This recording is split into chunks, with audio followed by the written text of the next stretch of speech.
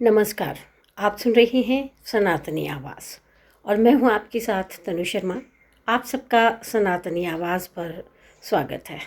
हमारा आज का विषय है, क्या प्राचीन भारत ने ज्यामिति का रहस्य हजारों साल पहले जान लिया था?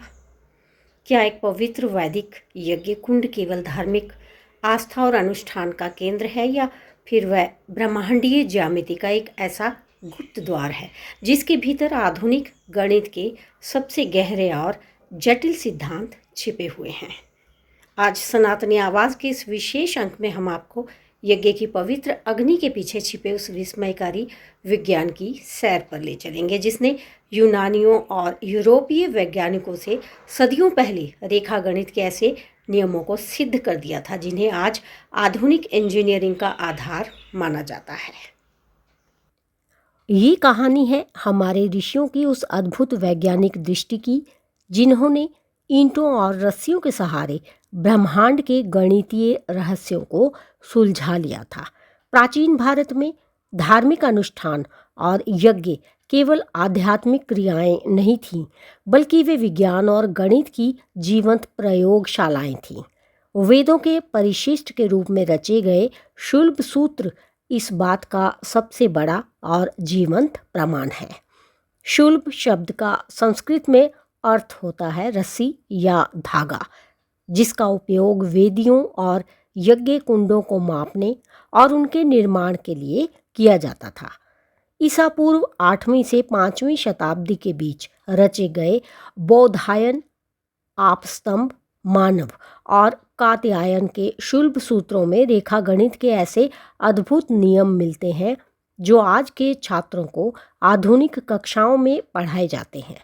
उस काल में यज्ञ वेदियों का निर्माण अत्यंत सावधानी और सटीक माप के साथ किया जाता था, क्योंकि मान्यता थी कि यदि वेदी के आकार या क्षेत्रफल में रत्ती भर भी त्रुटि हुई तो अनुष्ठान का अपेक्षित फल प्राप्त नहीं होगा। विभिन्न प्रकार की कामनाओं और उद्देश्यों के लिए अलग अलग आकृतियों की वेदियों का निर्माण किया जाता था। जैसे जो यजमान स्वर्ग की कामना करता था उसके लिए बाज पक्षी के आकार की वेदी यानी शेन चिति का निर्माण किया जाता था। जो यजमान स्थिर सुख और समृद्धि चाहता था उसके लिए कछुए के आकार की वेदी यानी कूर्म चिति बनाई जाती थी। इसके अलावा रथ के पहिए, त्रिकोण और समचतुर्भुज जैसी जटिल आकृतियों की वेदियां भी बनाई जाती थी। इन वेदियों के निर्माण में सबसे बड़ी चुनौती ये होती थी कि अलग अलग आकृतियों के होने के बावजूद उनका कुल क्षेत्रफल बिल्कुल समान होना चाहिए था। उदाहरण के लिए एक गोलाकार वेदी को उसी क्षेत्रफल के एक वर्गाकार वेदी में बदलना होता था, जिसे गणित की भाषा में स्क्वायरिंग द सर्कल कहा जाता है।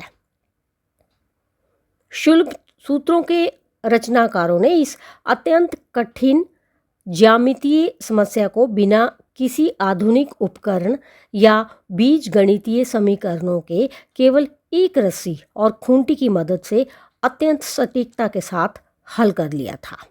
उन्होंने वृत्त को वर्ग में और वर्ग को वृत्त में बदलने के लिए ऐसे व्यवहारिक सूत्र दिए जो आज के आधुनिक गणितीय मानों के बेहद करीब बैठते हैं।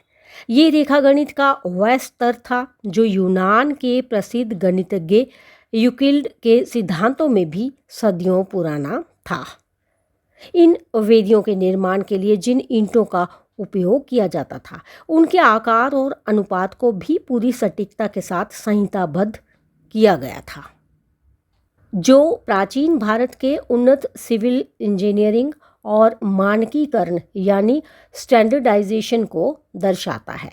पुरातत्वविदों को शाम्भी और भारत के अन्य ऐतिहासिक स्थलों पर खुदाई के दौरान शुल्ब सूत्रों में वर्णित बाज पक्षी के आकार की विशाल यज्ञ वेदियां मिली हैं, जिनकी परतों और ज्यामितीय संरचना को देखकर आधुनिक इंजीनियर भी दांतों तले उंगली दबा लेते हैं।